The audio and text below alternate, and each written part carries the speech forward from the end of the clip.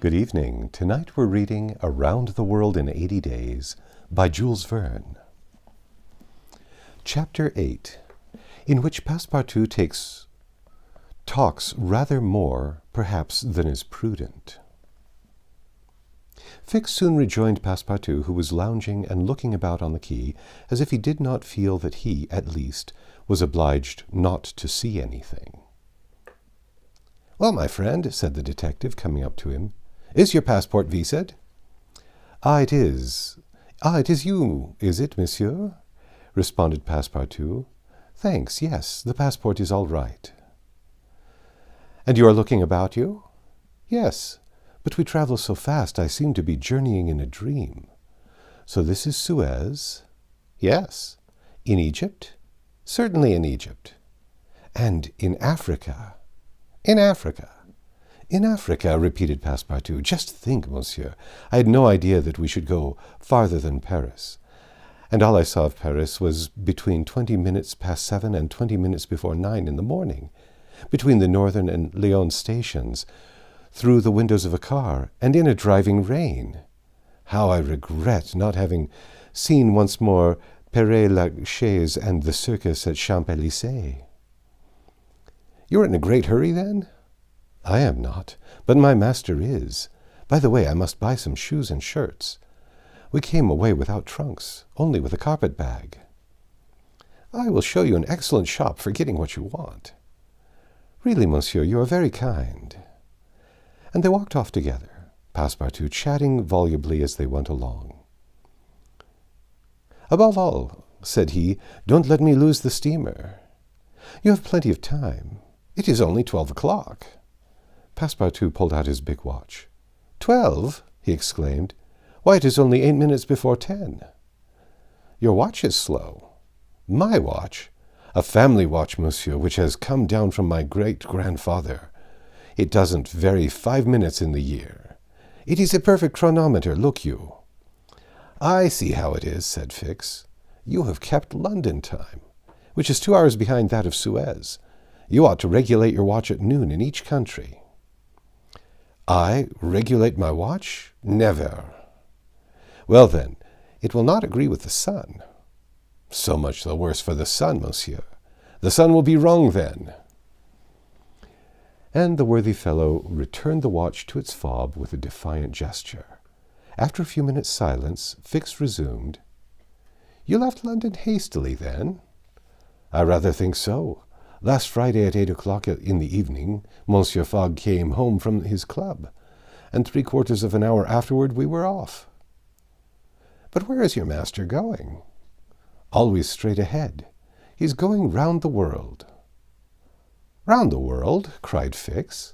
"Yes, and in 80 days. He says it is on a wager, but between us I don't believe a word of it. That would be common sense. There's something else in the wind."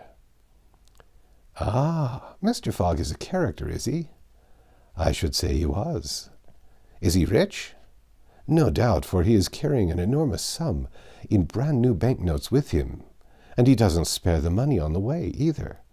He's offered a large reward to the engineer of the Mongolia if he gets us to Bombay well in advance of time." "And you have known your master a long time?" "Why, no.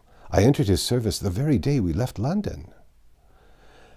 The effect of these replies upon the already suspicious and excited detective may be imagined. The hasty departure from London soon after the robbery, the large sum carried by Mr. Fogg, his eagerness to reach distant countries, the pretext of an eccentric and foolhardy bet, all confirmed Fix in his theory. He continued to pump poor Passepartout, and learned that he really knew little or nothing of his master, who lived a solitary existence in London, was said to be rich, though no one knew whence came his riches, and was mysterious and impenetrable in his affairs and habits. Fix felt sure that Phileas Fogg would not land at Suez, but was really going on to Bombay. "Is Bombay far from here?" asked Passepartout. "Pretty far. It is a 10 days' voyage by sea." "And in what country is Bombay?" "India." "In Asia?" Certainly. The deuce! I was going to tell you there's one thing that worries me. My burner. What burner? My gas burner, which I forgot to turn off, and it is at this moment burning at my expense. I've calculated, monsieur, that I lose 2 shillings every 24 hours, exactly 6 pence more than I earn. And you will understand that the longer our journey— Did Fix pay any attention to Passepartout's trouble about the gas? It is not probable. He was not listening, but was cogitating a project. Passepartout and he had now reached the shop, where Fix left his companion to make his purchases. After recommending him not to miss the steamer, and hurried back to the consulate. Now that he was fully convinced, Fix had quite recovered his equanimity. "Consul," said he, "I no longer have any doubt. I have spotted my man. He passes himself as an odd stick who is going round the world in 80 days. "Then he's a sharp fellow," returned the consul, "and counts on returning to London after putting the police off the 2 countries off his track.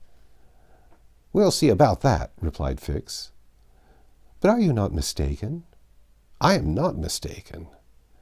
"Why was this robber so anxious to prove by the visa that he has passed through Suez?" "Why? I have no idea, but listen to me." He reported in a few words the most important parts of his conversation with Passepartout. "In short," said the consul, "appearances are wholly against this man. And what are you going to do?" "Send a dispatch to London for a warrant of arrest to be dispatched instantly to Bombay, take passage on board the Mongolia, follow my rogue to India, and there, on English ground, arrest him politely, with my warrant in hand and my hand on his shoulder." Having uttered these words with a cool, careless air, the detective took leave of the consul and repaired to the telegraph office, whence he sent the dispatch, which we have seen, to the London police office. A quarter of an hour later found Fix, with a small bag in his hand, proceeding on board the Mongolia, and, ere many moments longer, the noble steamer rode out at full steam upon the waters of the Red Sea. That's the end of Chapter 8. Come back tomorrow and we'll read Chapter 9.